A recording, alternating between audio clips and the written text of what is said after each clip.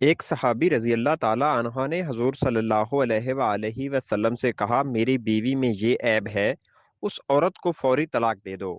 ایک صحابی نبی کریم صلی اللہ علیہ وآلہ وسلم کی بارگاہ میں حاضر ہوا اور آ کر عرض کرنے لگا، یا رسول اللہ صلی اللہ علیہ وآلہ وسلم، میری بیوی حسین و جمیل ہے اور میرے بچے بھی ہیں، لیکن اس میں ایک خامی ہے کہ وہ شرم و حیا کے معاملے میں بڑی کمزور ہے، کسی بھی چھونے والے مرد کے ہاتھ رد نہیں کرتی۔ مطلب یہ کہ غیر مردوں کی طرف بڑی جلدی مائل ہو جاتی ہے۔ میں اس وجہ سے اپنی بیوی سے بڑا تنگ آ گیا ہوں۔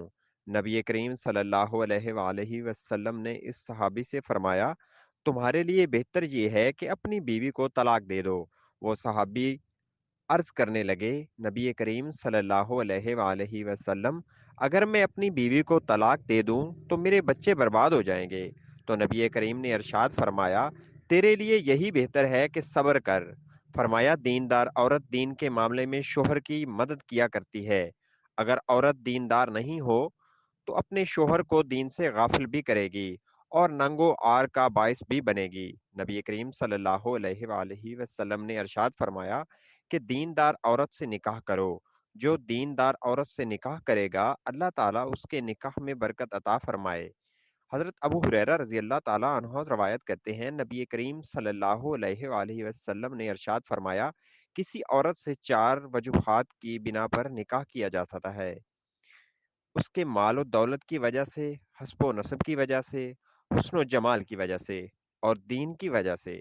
اور میں تمہیں حکم دیتا ہوں کہ عورت سے اس کے دین کی وجہ سے نکاح کرو۔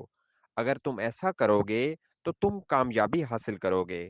عام طور پر لوگ عورت کو حسب و نسب، مال و دولت، حسن و جمال دیکھ کر نکاح کرتے ہیں۔ یہ عارضی طور پر یہ چیزیں ہیں۔ آج حسن و جمال ہے، کوئی بیماری آ گئی، سارا حسن و جمال ضائع ہو جائے گا۔ دین ایسی نعمت ہے کہ لا زوال نعمت ہے، اور اس سے آپ کی زندگی بھی بہتر ہوگی اور آنے والی اولاد کی زندگی بھی۔ دیندار عورت کو نکاح کرنے میں ترجیح دے۔